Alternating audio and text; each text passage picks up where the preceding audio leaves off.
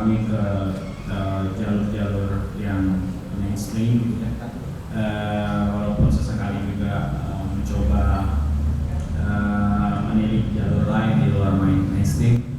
Terus tetapi kami mendapatkan penolakan yang menurut kami cukup klise sih, bahwa mereka mengatakan label besar nggak memproduksi musik seperti kami karena siapa yang mau beli, lalu memproduksi musik seperti musik politik karena nggak ada yang mau beli, atau rentan mendapatkan resistensi dari pemerintah misalnya, atau pemilik-pemilik saluran televisi atau radio itu lebih susah untuk memutar lagu-lagu itu karena ada muatan politik yang bisa jadi subversif atau itu. Jadi alasannya seperti itu. Tapi saya setelah mendapatkan penolakan justru mikir bahwa sebenarnya ini ada yang aneh, ada yang salah dari orang-orang yang bekerja sebagai artis dan repertoire di label-label besar itu, karena pada kenyataannya kalau menurut analisa saya saat itu justru band terbesar di Indonesia pada saat itu adalah Iwan Fals dan Slang, itu yang notabene semuanya justru porsi lagu-lagu politiknya itu cukup disukai oleh banyak orang. Jadi statement bahwa kalau kita buat lagu politik tuh siapa yang mau beli itu kayaknya ini orang nggak melihat sejarahnya di Indonesia kayak gimana gitu. Jadi dari situ di era itu pun akhirnya musik-musik yang diproduksi oleh label-label besar pun ya memang ketahuan gitu.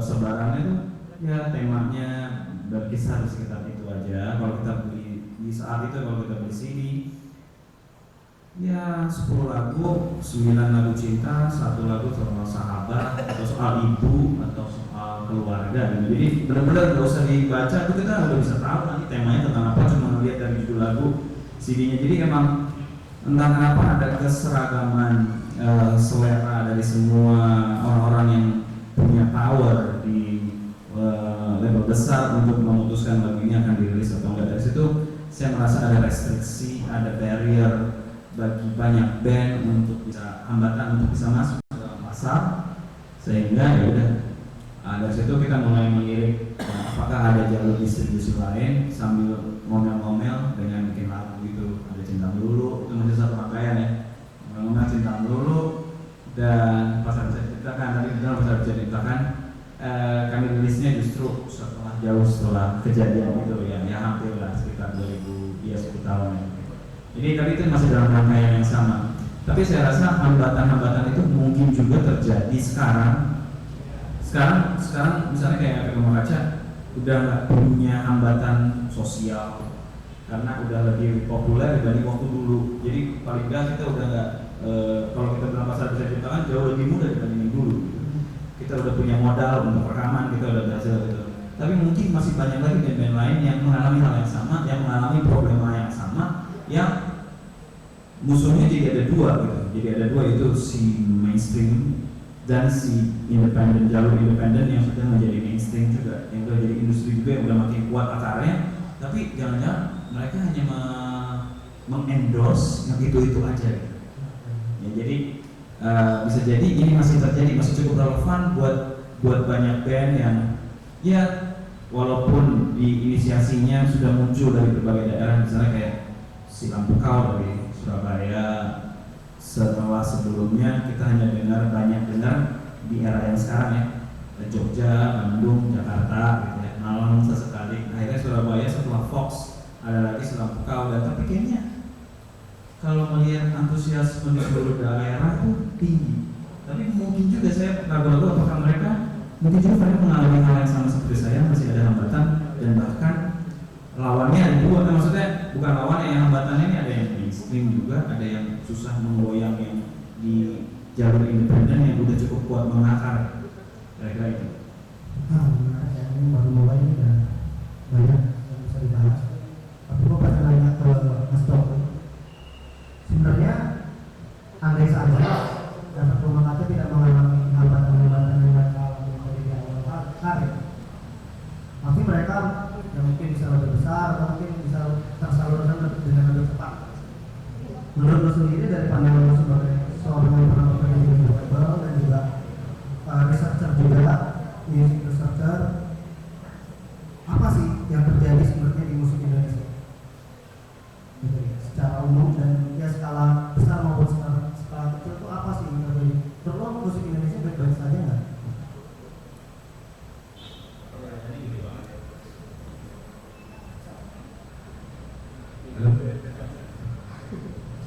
Pertanyaannya gede banget gitu. Siapa gue gitu tahu bisa gambarin apa itu musik Indonesia.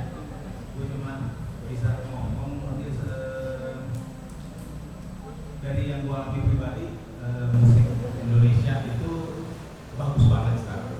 Secara estetika produksi, secara konten, ya, dibandingin mungkin zaman umur belasan tahun di mana gua nggak ikut merasakan musik kayak gini, gua merasa beruntung banget bisa mengalami semua ini. Cuma tantangannya adalah persebaran. Musik bagus, mediumnya itu aja yang gue lihat, yang tahu itu aja. Kenapa musik yang udah buat musik itu bagusnya nggak ada di ruang publik seperti TV? Ya, itu kan frekuensi kita, frekuensi publik. Gitu. Saya bukan mau menunjuk hidup siapa yang salah, tapi sudah harus mulai ada upaya yang konkret supaya ada kolaborasi antara penyelenggara ruang publik dan memilih konten-konten yang baik termasuk musik. Jadi musik-musik seperti Efek Rumah Kaca bisa diakses, dinikmati, menginspirasi lebih banyak musisi maupun penikmat anak muda yang lebih luas lagi. Jadi intinya di persebaran kalau saya lihat sekarang. Persebaran itu tanggung jawab siapa? Persebaran tanggung jawab kita semua, karena balik lagi ini kita nggak bisa tunjuk, oh TV nggak mau sih masukin, TV akan punya kriteria sendiri, kita akan punya dari stakeholder musisi, industri akan punya kepentingannya sendiri. Makanya saya bilang harus mulai ada upaya konkret untuk cari titik temunya. Gitu. Kenapa kok di Amerika itu umpamanya acara yang late night yang sangat mainstream bisa ngasih ruang buat musik kayak Mastodon gitu. Itu kan berarti sudah terjadi satu ada ekosistem yang berjalan di mana penghuni ekosistem ya itu kan musisi, label, publisis, penyelenggara ruang publik, pemilik TV sebagainya sudah melihat ada keuntungan bersama untuk menyelenggarakan pertunjukan yang bagus, musik yang bagus. Nah ini belum terjadi di sini, gitu ya. Di sini juga masih sibuk sendiri.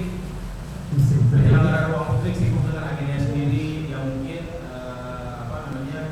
stakeholder yang lain juga sibuk dengan ininya sendiri. Cuma jadi kalau di luar saya sekolah orang di sini tuh sektoral gitu, kompartemen, orang TV nya bikin TV, orang berkesenian berkeseniannya. Padahal justru kalau saya percaya karyanya bagus kan paling penting itu persebaran ya.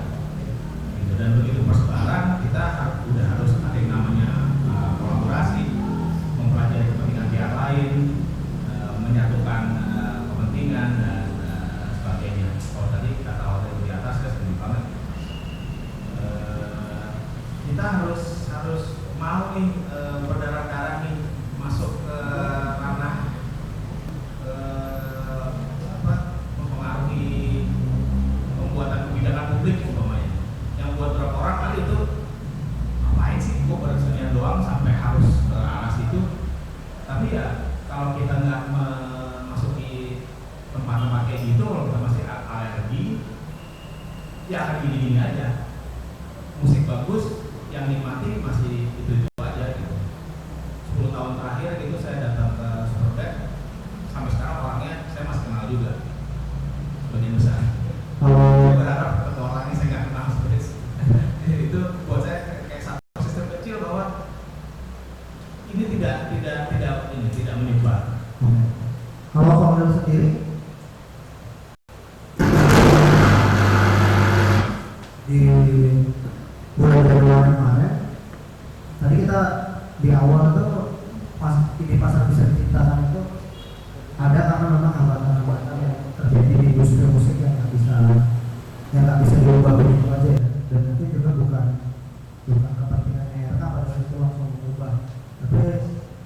Tapi bulan Januari bisa melakukan konser di teater besar berapa 1.200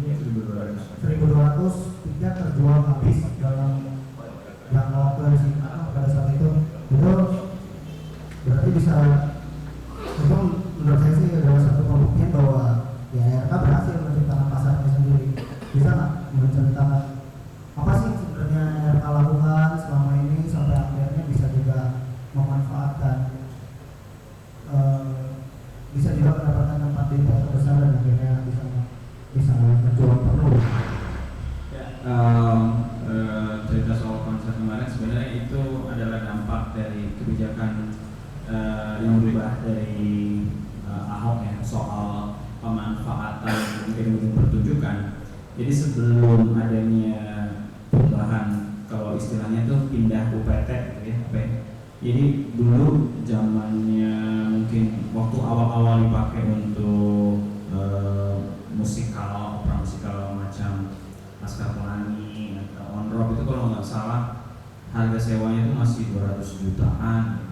Lalu belakangan itu mulai jadi 80 jutaan. Tapi menurut informasi karena harganya cukup mahal dan akhirnya gedung itu tidak terpakai, banyak sering tidak terpakainya, dan itu kalau nggak semakin dipakai juga makin haus, makin rusak. Akhirnya kebijakan dari Pak Ahok berubah, yaitu gedung-gedung itu ingin lebih mudah diakses oleh publik dengan harga yang lebih murah. Jadi keluarlah tuh harga yang cukup nggak murah tapi kayaknya masih bisa nih kalau kita mengadakan pertunjukan di gedung itu. Misalnya kayak teater besar sebesar 30 juta, BKJ. Ada yang kebetulan banyak teman yang kayak misalnya teman-teman di ruang rupa atau sering ngadain acara kan, jadi mereka bisa dapat informasi dan mungkin kalau nggak salah tuh saya baca berita juga, jadi tahu soal itu. Lalu ya udah mulai kayaknya lucu juga nih untuk bisa ngadain konser di gedung pertunjukan yang memang pasti persiapannya itu beda dengan konser yang kalau kita lakukan misalnya di lapangan gitu. Karena ini memaksa orang untuk stay duduk untuk mendengar musik yang mungkin belum terbiasa melakukan itu, karena biasanya kalau konser musik kan biasanya berdiri gitu ya. Jadi ini oke, tadi kita harus mempersiapkan segala macam, dan itu dimungkinkan dengan salah satunya dengan harga yang terjangkau. Jadi dan kesempatan itu sepertinya bukan hanya ditangkap oleh kami, tapi sebelumnya White Shoes sudah pernah melakukan konser terlebih dahulu di Geraha Bakti Budaya. Lalu setelah efek rumah kaca ada lagi konser Hari Reda yang diselenggarakan Felix juga memanfaatkan fasilitas itu yang memudahkan, dan memang itu tujuan dari awal adalah biar murah tapi gedungnya dipakai. Jadi ekosistemnya itu berjalan, riuhannya itu terjadi sehingga proses berkesenian itu terjadi terus menerus, itu bisa saling menularkan keinginan untuk berkreasi, juga mampu menjaga penonton untuk bisa selalu catch up sama inisiasi atau karya-karya baru. Jadi habis itu ada mungkin nanti ada mereka ya kan, pokoknya ada penyelenggara acara di bermain di sini juga. Di sini Felix itu akan mulai menyelenggarakan beberapa konser dan itu sangat bagus untuk bisa memeriahkan atau memberitahu publik bahwa ini karya-karya masyarakat atau musisi Indonesia itu udah layak untuk bisa kita tonton di gedung pertunjukan. Jadi itunya dulu deh, kita bangun kebiasaan menonton gedung pertunjukan dengan adanya fasilitas ini. Jadi memang harus kita manfaatkan. Setelah ada, kadang-kadang udah ada terus kita nggak tahu, kita nggak memanfaatkan. Ini sekarang karena udah tahu dan kayaknya udah mulai dimanfaatkan, kita baru bisa lihat nanti sekitar 4-5 bulan ini apakah ada perubahan dari antusiasme penonton dengan adanya kebijakan tersebut, untuk apakah ini bisa kita dorong pemerintah daerah untuk melakukan hal yang sama untuk itu menggairahkan scene musik di kotanya masing-masing gitu dari tantangan itu. Menurut Mas Coki sendiri, tadi yang menarik sih bagi diri saya adalah Khalil tahunya karena dia berada di lingkungan berkesenian yang memang dekat dengan tempat-tempat tersebut dan akhirnya bisa memanfaatkan si kebijakan. Satu lagi caranya tadi membaca ya. Menurut Mas Coki perlu nggak sih sebenarnya musisi ini selain dia membuat musik, dia punya kesadaran lain tentang bagaimana musik dipasarkan. Nah, gimana? Kalau soal ini saya biasanya mulai dengan motif dulu. Kata-katanya Axl Rose itu dulu bilang kalau saya umur 18 lagi, yang kelas yang gua nggak akan skip di SMA adalah kelas bisnis.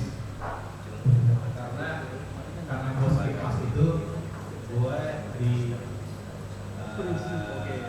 hajar habis-habisan dari awal kali gue. Kalau gue ngerti itu dari awal, gue mungkin akan lebih baik. Gue nggak usah marah-marah dan sebagainya. Intinya adalah sangat baik kalau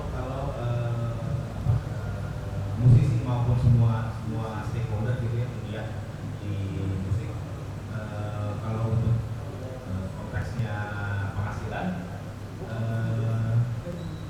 di Indonesia itu kan memang belum dibakukan gitu. Sebenarnya tuh kalau kita bekerja di bidang musik sebagai musisi, penulis lagu dan sebagainya itu kita peluang penghasilannya itu apa aja sih gitu ya.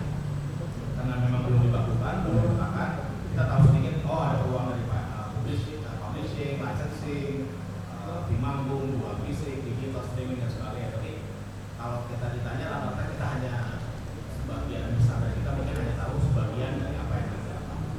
Nah, bisa dimulai dari mengecek kalau kita memilih jadi musisi atau bekerja di industri musik. Musisi aja itu ini bisa dilihat di internet secara free itu punya 45 aliran penghasilan. Di Indonesia berapa yang digunakan, yang dipakai orang? Dipakai musisi? Di